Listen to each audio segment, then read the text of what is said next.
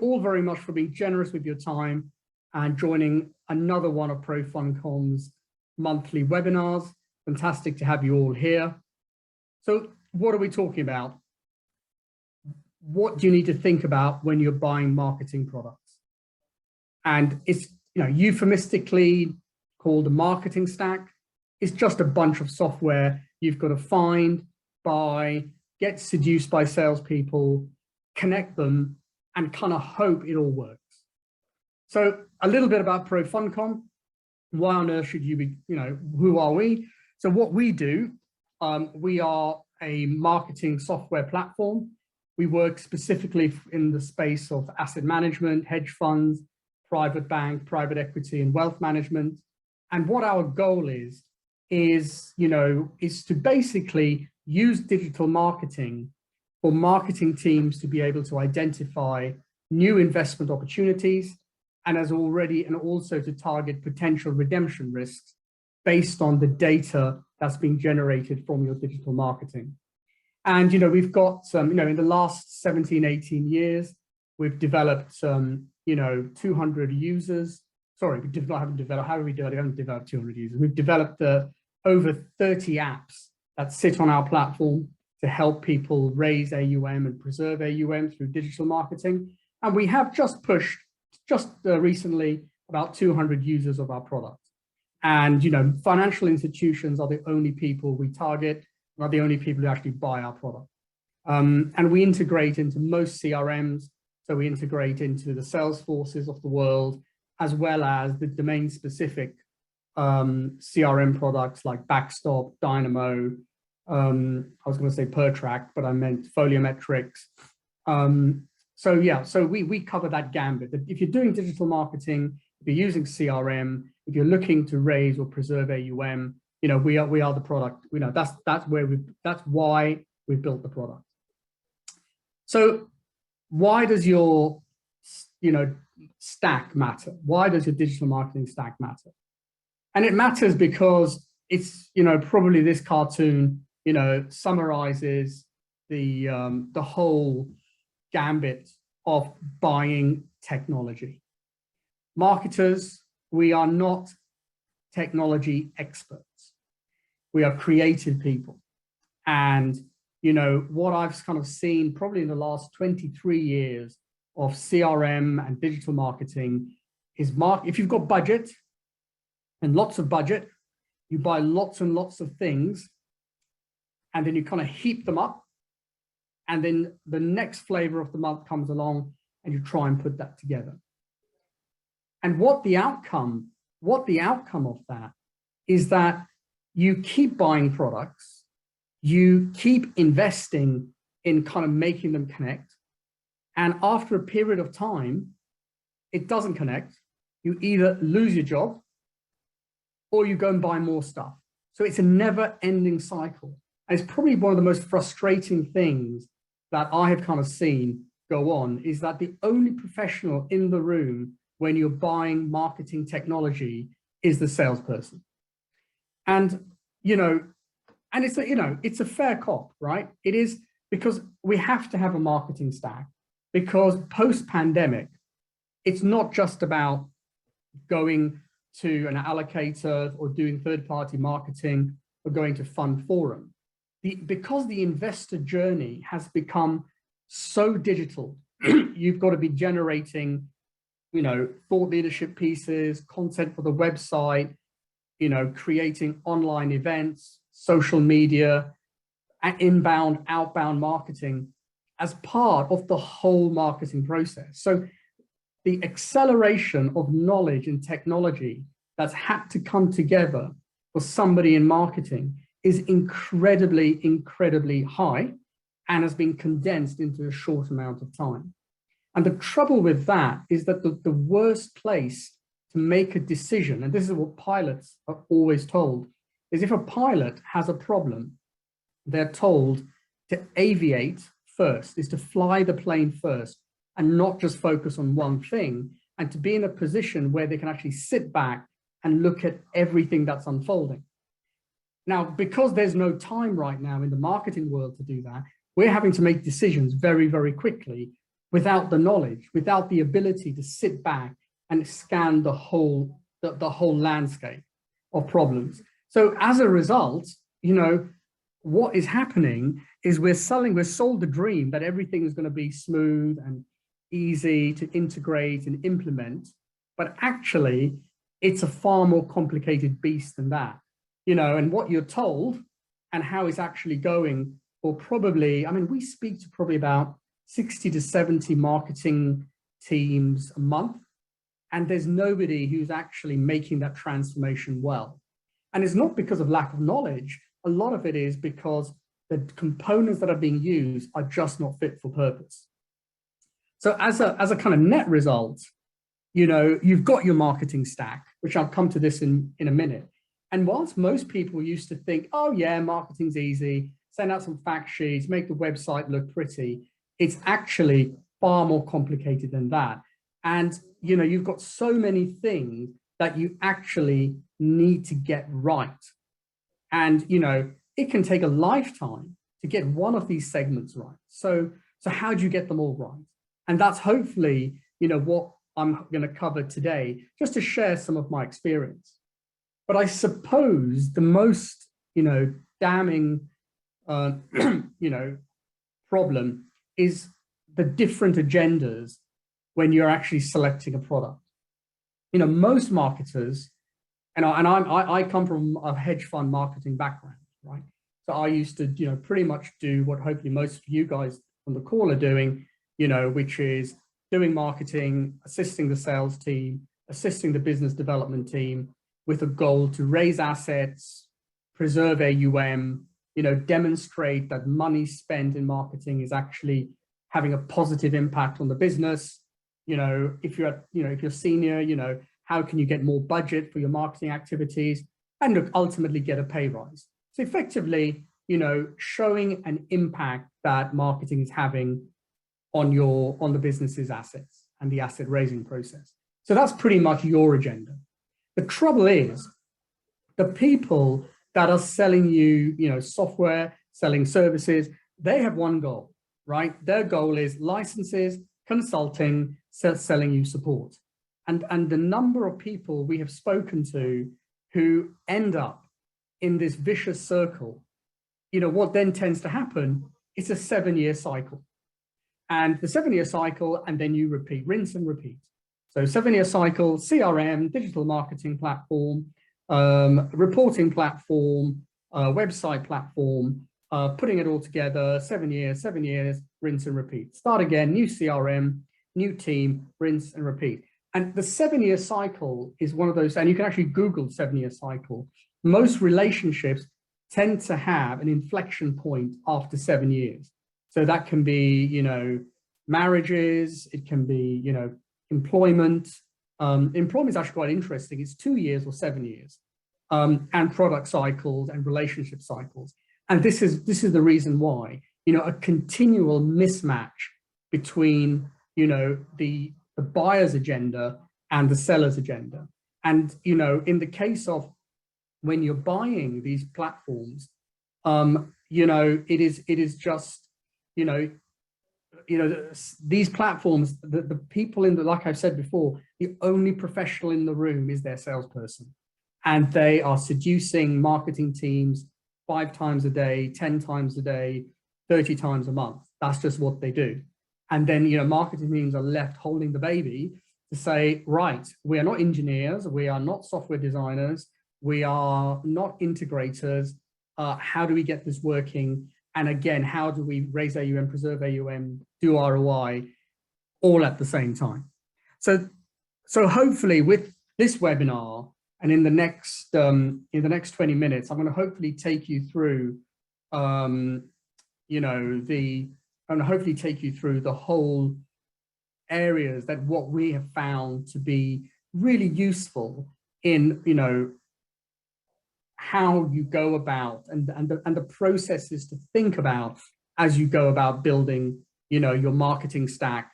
And, you know, and again, how do you demonstrate to the business that the marketing efforts are actually demonstrating value, is demonstrating return on investment.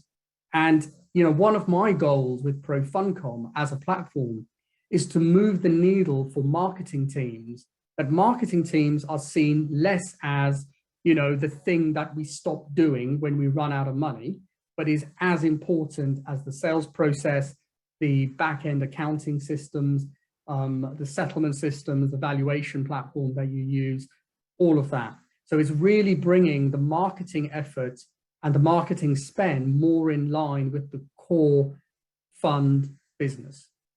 So first thing we're going to cover is workflows and, the process of joining the dots. So this is, I did show you this earlier on, is the marketing stack. And most marketing stacks will consist of social activity, social components, SEO components, distribution and delivery of content, CRM, the actual hosting of the content, and analytics.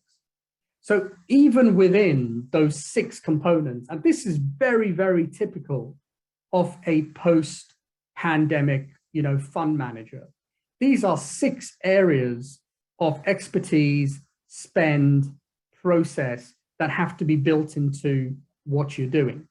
And that word is really important, process, because it's no good having all these without the social, the SEO, the delivery, the CRM, content and analytics being actually built into the outcome that you as a marketing team and as a business, as a fund manager, what outcomes do you want?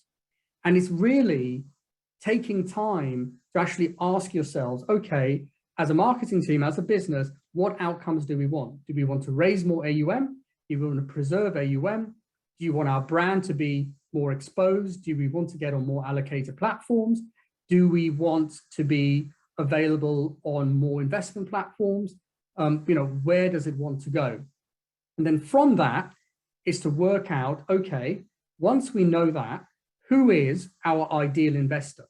So once we know who our ideal investor is, once we know what platforms they're going to be on, we then build a go-to-market strategy. And that is what then feeds into social, SEO, delivery, CRM, content, and analytics.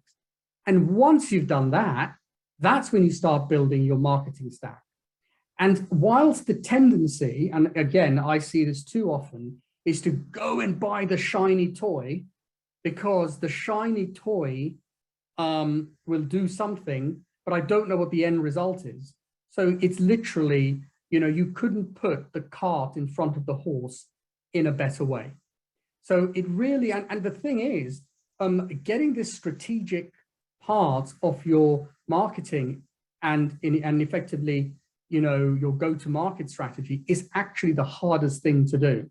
And it's almost easy to become, sit into a beauty parade with all these products and kind of feeding your own dopamine, as opposed to doing the hard graft of analysis of, your own business, your own workflows and the own outcomes that you want, because it needs buy-in from people. And I know it doesn't work, and you've really got to discipline yourself to do this. And discipline is fundamentally, doing things that you don't want to really do, knowing that you'll actually potentially have a good outcome. Because most marketeers are creatives. Most marketeers are not analytics. Most marketeers, dare I say, are not hugely disciplined.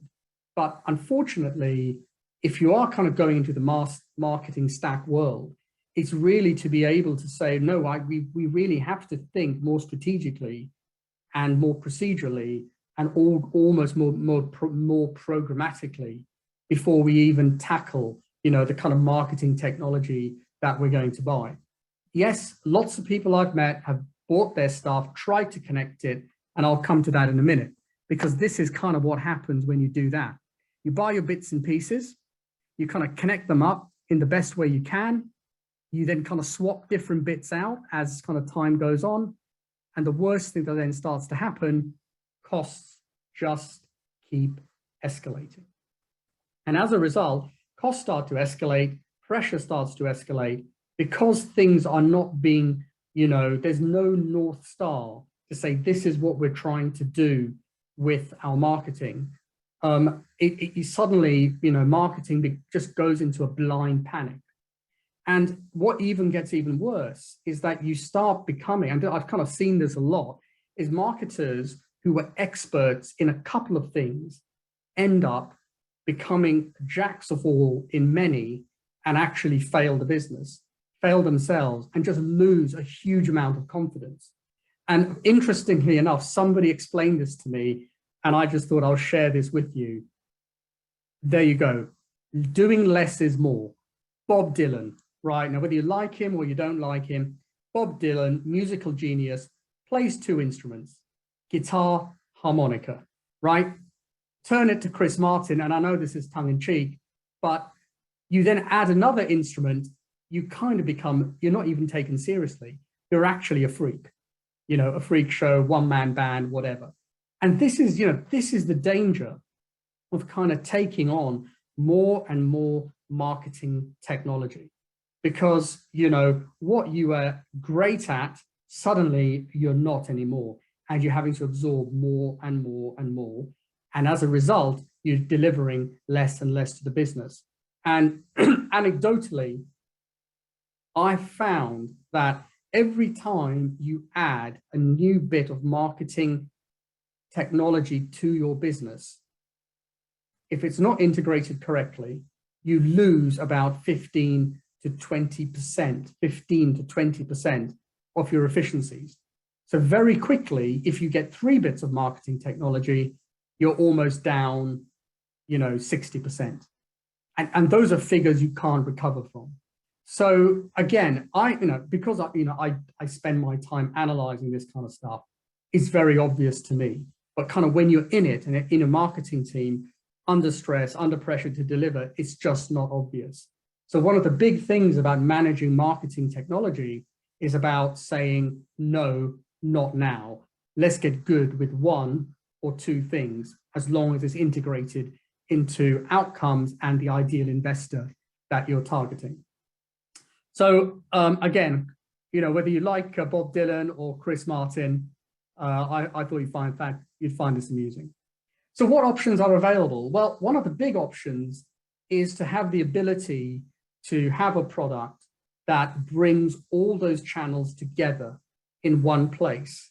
And that's, you know, what our platform does. Other platforms are available, you know, let's leave that for now. And what you can do with workflows is, without any programming skills, you can bring the various activities together. And once those activities are together, the workflows, you know, I suppose they evolve as your business processes evolve. So it could be on day 1, you just want to connect your website to your CRM and send somebody a thank you email. You know, month 6 could be, well, we want to capture that data. We then want to offer them an email for them to download something. We want them to then, if they've downloaded something, we want to know what they've downloaded, then to add them to our distribution list, see what, you know, from other databases, what liquid events they've been part of, or what other things they're invested in, and then build communications around that. So in that, I haven't mentioned any product. I haven't mentioned any kind of MarTech bit. I've talked about the process and the outcomes. And that's what these tools are really, really good to do, is kind of building these automations and workflows around your business processes. So once you've got the business processes set up, you know, the next thing to do is, okay, how do we then build reports on this? How do I not have to, you know, put this into Excel, put this into Power BI or Tableau, so I can very quickly demonstrate, you know, the impact, you know, in the last month, week, or, you know, quarter that we're having. The trouble with report building is that if you're building a weekly report, it'll take you 2 days to do it. So you can only work for 3 days. And then with all these pressures, it's hiding to nothing. So ultimately, what you really want to be thinking about is a tool that kind of gives you the ability to kind of track how you're performing and how you're not performing in a way that is real time and requires minimal input. And once your workflows are set up, once your processes are set up, you know, tools like ours, and, Power BI or Tableau can generate these kind of reports. So very, very quickly, you can actually see, in this example, is your website performing? Is your social performing? Is your email performing? Are you generating ROI? How are you performing to your peer groups? All that kind of stuff. All these kind of reports just are automatically generated. And that comes out of being able to map what you want, map your investors, map the outcomes you want, mapping the process, and then getting into the marketing technology. So and if someone is selling you marketing technology, make sure that this is what they're talking about. They're not talking about, well, how can I sell you my product? Yes, it can be done. Oh yeah, we've got people who do this all the time. Don't get caught up in that. Okay. And somebody, once told me, obviously I sell software too. And, somebody once told me, and I absolutely think this is true, they taught me two things about selling software, is look at the person in 7 years' time and make sure whatever you tell them in 7 years' time, believe it or not, 7 years, that they would look you and they would keep talking to you for that 7 years, and they would know that you have made their life better in whatever way possible through even not selling them your product. And that is quite challenging. So that's the first thing I think about selling. And I think the second part about selling is, what I tell most people, most of my clients on this call and people I've sold to in the past is, I have a happy life whether people buy ProFundCom or not. My goal is to make sure you guys, our clients succeed. Or not, as in not buying our product, we're not the one for you. So we're also, just like, I encourage clients and people on this call to know who their ideal investor is. We only sell to our ideal customer, and then we know we can service them well. So that's just a little sales tip in there. So that's the workflows, how do you join the dots? You join the dots, not, through buying lots of products and connecting them all together. You join the dots between, as I mentioned, ideal investor, go-to-market strategy, process, mapping the processes, and the outcomes that you want. So once that's done, the next part is what everybody's buying. I need a CRM, without even knowing what a CRM is. Oh, I need a CRM. And, a lot of people have asked me in the past, the reason we didn't build a CRM. The reason is a CRM is a commodity. And it's a race to the bottom when you're buying a CRM. So when people are selling you a CRM, again, it's a race to the bottom. So they'll kind of do anything to sell it to you. So, when you look at a CRM, it's really, really important to make sure that there is no barriers to how different systems, whether it's your other part of your marketing stack, can connect into the sales and marketing view, so the sales and marketing system, the CRM. And, whilst a lot of people will say, oh yeah, our CRM connects into A, B, C, D, the reality is there's actually a wall that kind of sits between this. And I thought this Pink Floyd wall and the pain that people have to go through to break that wall down. And ultimately that involves, consultancy, it involves buying APIs, it involves a huge amount of stuff that's just not made clear at the early stages. So ultimately what ends up happening is you've got disparate systems sitting outside your CRM, and there's no way of that data actually making its way into the CRM. So ideally, you want all this data being pushed into the CRM, whether it's your social contacts, your Zoom activities, so that what then happens, you're at the stage where you've got the ability that you can go into your CRM, you can actually then see all the digital interactions that somebody has had with you. You want to be at the stage where you can actually see, over time, how engaged a contact has been. You also want to have the ability to look at what content have people been looking at, the ability to see what emails that they've engaged with, At the same time, what content have they engaged with, and as well as a high-level interest summary on what things has this individual shown an interest in. And that is really where the whole marketing stack comes together.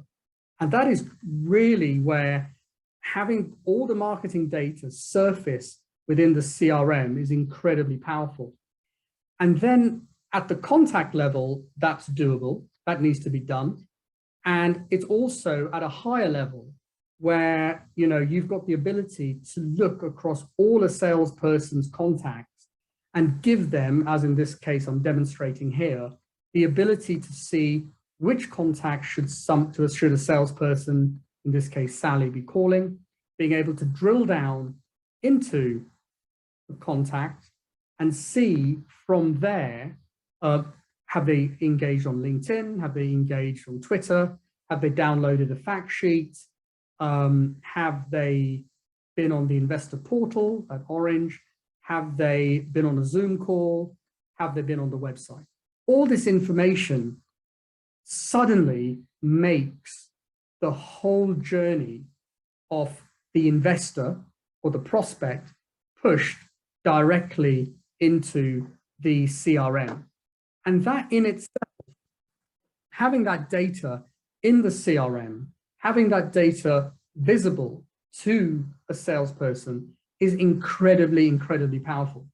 But the challenge is that if that data is not available, has not been integrated through the wall, has not been part of the marketing stack evaluation, purchasing, and then budget, it's just not going to happen. And it's almost not worth doing it if you can't get this data into your CRM.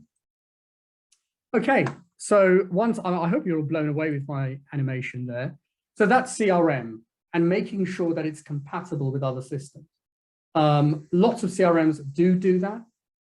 Some do it natively, some do it at cost. Again, this is something that has to be factored in. So whilst the CRM guys may say, oh, we are £70, £80, $90, $20, 40 euros, 60 euros per seat, the real question is to ask how long to integrate. And then once they say, oh, it's about 10 days, multiply that by 3 and then add 10, because that's kind of the factors you're looking at. And that is and most people who've done any kind of implementation or dealt with IT will know that number's fairly accurate, because what it doesn't take into account is requirements gathering, requirement specification. It generally tends to deal with just the build, and the other end, which is testing, rework, request change requests, that's not catered for. So that's why you go from multiply by 3, add 10. So that's the kind of the CRM part of the journey. So workflow, CRM. Now, email marketing. If there's one thing to do, and if you're just starting out and you've got a CRM and you're doing a little bit of emailing, that is really the first part of your marketing journey, your digital marketing journey with your marketing stack. And if you're struggling with your marketing stack, the best place to revisit is around your email marketing and that process. And the reason why I say that, and it's not because, of what I'm about to reveal in the next few slides, it's because so this is a fund asset manager survey that was run by Security Partners, where they said, right, what are investors' preferred medium for communicating and distributing content? And email was number one. And not only was email number one, it was seen to be better for, the amount of content, it's not intrusive, you can store it any way you want. But it was also the content, around product strategy, investment strategy, market perspective, all that kind of information. People, that were surveyed, asset managers and fund managers that were surveyed, email just kept coming on top. So if you've got marketing spend and people are saying, oh, spend it on SEO, spend it on paid ads, I found out that companies are spending monthly, the bigger asset managers who probably you guys on the call are competing against, are spending millions a month on their AdWord campaigns and are getting minimal benefit. And, going down paid ads, going down that route is probably the worst thing you could do with your marketing budget. Marketing budget on email and on LinkedIn are probably the two places to be spending budget. And if you've got a choice of budget between the two, it has to be email, just by, our own data. And even though we have got a LinkedIn component in our product, that's the place to judiciously spend money. So email continues to be relevant, irrespective of, what marketing tech, people tell you, what agencies tell you, because obviously their mantra is, how can I get more spend out of a client? How can I get more, monthly recurring revenue out of a client without really knowing the cold stats, where email is still relevant. And, obviously, we've got confirmation bias, most human beings, to say, well, if I'm being told this by everybody, that's the thing I should be doing. The problem with that is if you do what everybody else does, you end up where everybody else ends up. So, doing, again, just because people say it's a good thing to do, it's probably, it's worth testing other mechanisms. So when I bring this slide up to people, I do get told, hey, Paul, 1990 rang and they want their slide back. Not the case, still very, very relevant. So email is relevant, but the most important part of email marketing, whichever MarTech platform you choose, and you can see here, most of the platforms are listed, is delivery. It's all about delivery. And you talk about, what does delivery entail? Most, marketing stack tech companies who are in this field will say, oh, it's about warming up your IP address. And, if somebody told me warming up your IP address and I had £1 for every time somebody said that, I'll be able to fill my car with petrol once. It's just not true. Email deliverability, and if email is part of the bedrock of your campaign, it's so much more complicated than that. And I know that because if there's anything I've become an expert in over the last 18 years, is figuring out how to deliver emails to financial institutions. And here's a comparative chart on the various products that are out there. And if you look at kind of the top right corner, which is the corner to be in, it is kind of, we're up there with SendBlue, Constant Contact, MailChimp, which is great, but as people's marketing journey progresses, whilst these other products only do email marketing, our product is doing integration around social, website, investor portal, Morningstar, and a whole bunch of stuff. But the bedrock of our product is getting sure emails are delivered. Because if you're doing any investor journey orchestration on your website, on your investor portal, on social, on SEO, on your website, the journey starts with the email delivery. Because that is the way you reach out to them, that's the way they find you, that's the way they connect to you, and that's the way you can build trackability into what they're doing around your various digital assets. And why, I say choosing a, email platform is so important around delivery, because email delivery is all about a whole raft of multivariables. It's about, your DKIM, it's about your SPF records, your IP reputation, image density, anti-spoofing, bulk email detection, I keep going on, content triggers, text equivalent, mixing of HTTPS content, spam reporting, bounces, having identical content, too many BCCs, too many CCs, images not being embedded in your emails, all that kind of stuff goes towards your email reputation. And it has become like a game of chess.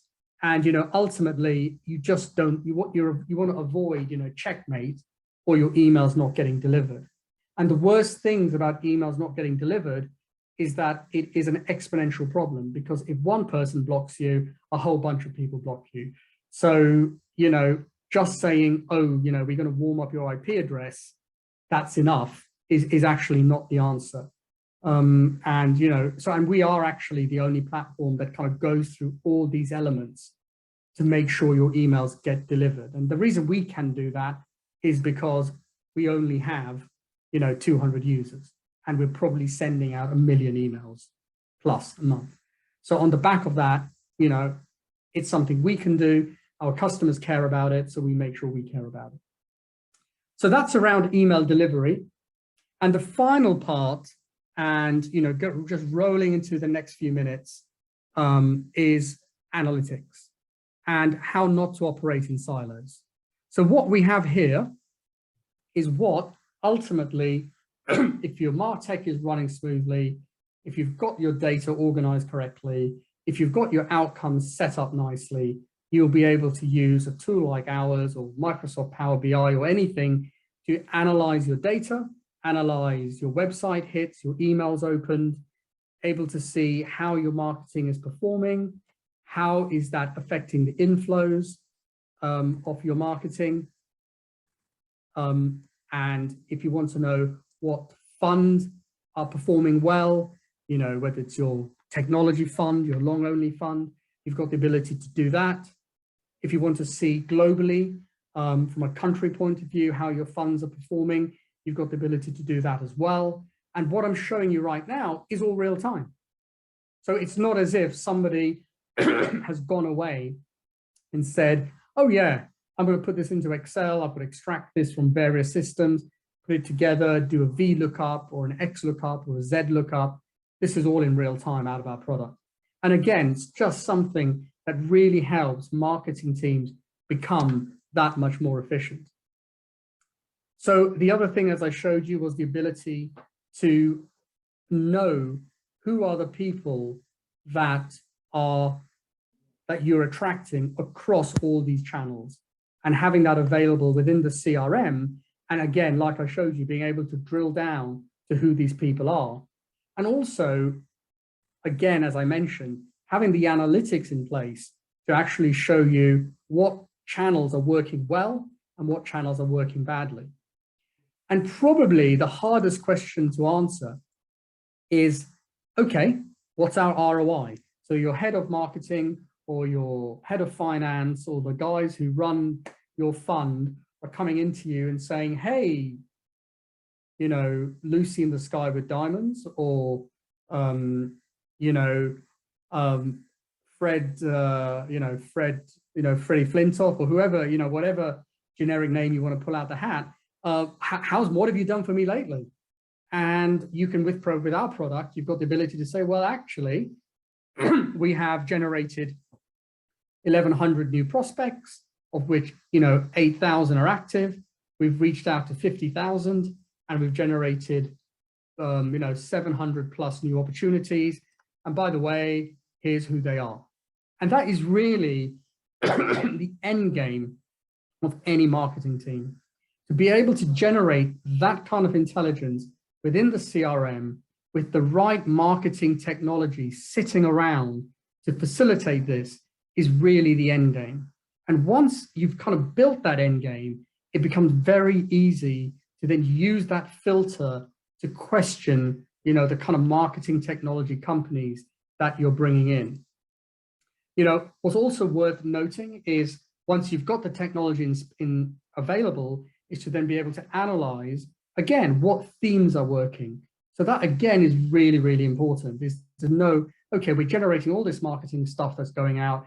Thematically, what should we focus on, again, to get the best value for our marketing spend? So knowing what themes are working, what topics are working, which managers are more popular with the audience, with the investors, having that information, it just becomes a multiplicative effect on your marketing activity.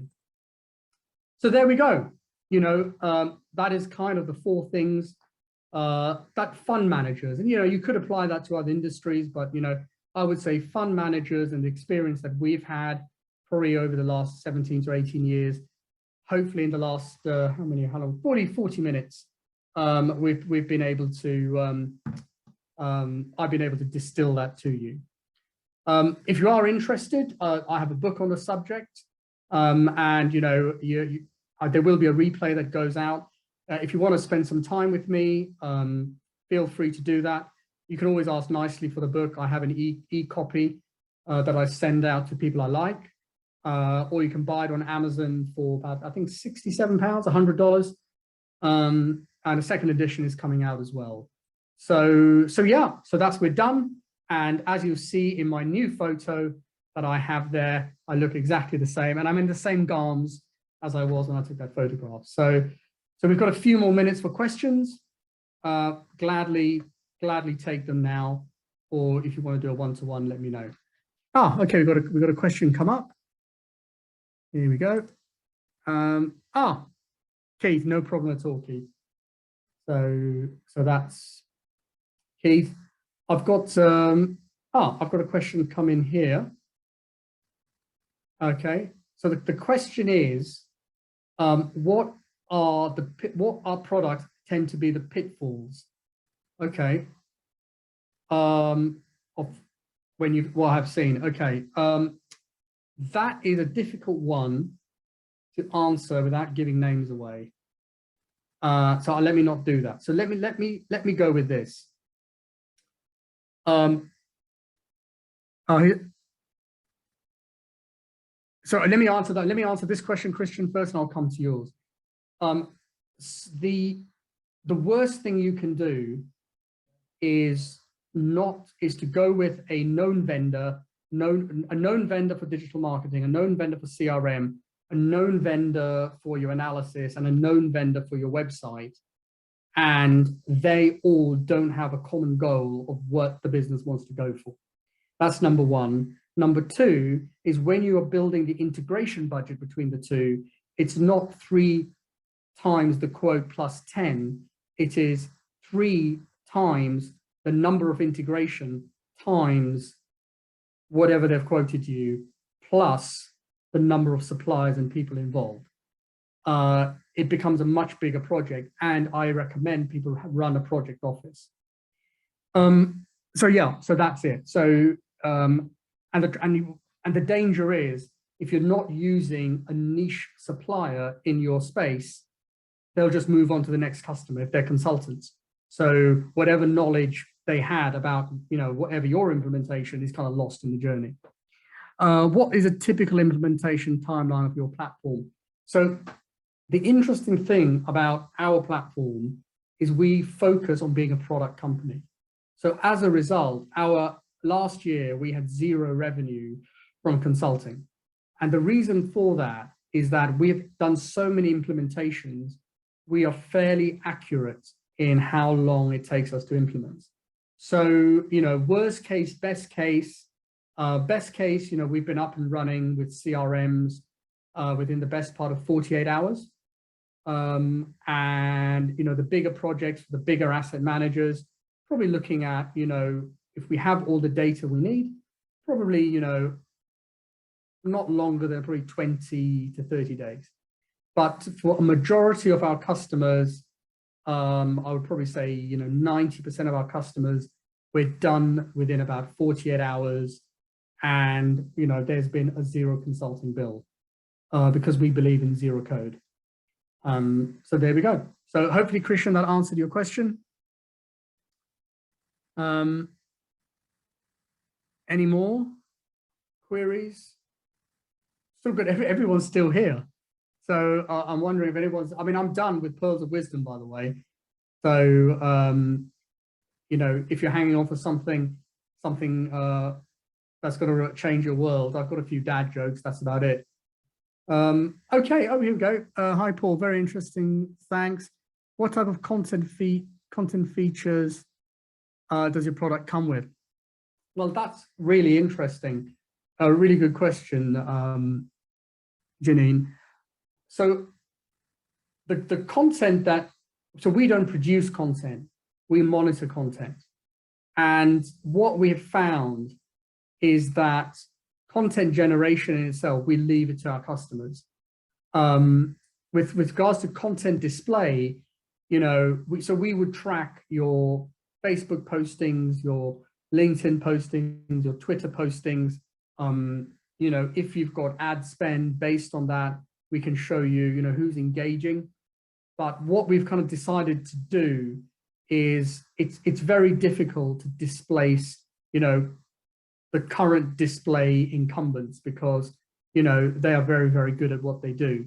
So that's why, you know, we're probably, you know, what we find more useful is to take what people are doing on content display, integrate that with CRM and other digital activity, and then provide that information to the sales team, so the sales team can actually start making calls to potential investors. So yeah, so Janine, that's the kind of world we live in. So we don't do content display, but we can monitor it. So I hope that helps you, Janine. How can a startup company work with you if the data bank is very small? Well, that's a really, really good question, Thorsten. So I actually did a study on this, and it's available on our website, is what type of managers benefit the most from digital marketing. And it's actually very interesting. It's those that are under 50 million and those that are between 500 million and $1 billion. And because we've got customers across all the spread, we have all their performance data and their marketing data to hand. So the result of that is, okay, and then we looked at our customer base, and our customer base mirrors that exactly. So we have a whole bunch of boutique managers, and we have a whole bunch of managers in the billion range. So what we then decide, and this is quite interesting, is that how we grew the business and how we're growing the business is that we offer, if you're a boutique manager and you qualify as a startup, you know, we give our boutique managers a boutique license, which kind of runs in, I think about 61% discount. And as your AUM grows, the discount reduces. So, you know, then we've got skin in the game and our clients have got skin in the game. And that model works really, really well with us. And what I'll do is I'll put you in touch with Victoria, who can take you through the pricing in a bit more detail. Oh, Janine has asked again. So Janine's asking, where can we go to see a demo of your product? The best thing to do is just register online. Just go online, profuncom.net, pop your details in there.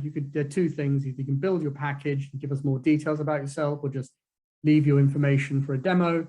Victoria, Jason, or Mal will get back to you, and maybe I'll do the demo for you. All right, Thorsten, that's absolutely fine. Janine, thank you very much. And right, so I think we're done. We're at 45 minutes. Hopefully I've answered everyone's question. Replays will go out. Oh, here we go. How do we know if you liked us? I like everybody. I like everybody. You're talking about my baby. I love you all. Just for a book, fine. You can take it. It's one of those things, right? What does a poet care about? A poet cares about no one understanding their poems because no one understands their pain. What does an author care about? People reading their book, right? So there you go. And on that happy note, Janine, Christopher, everyone who's joined us, thank you all very much. And hopefully see you at the next webinar. Bye for now.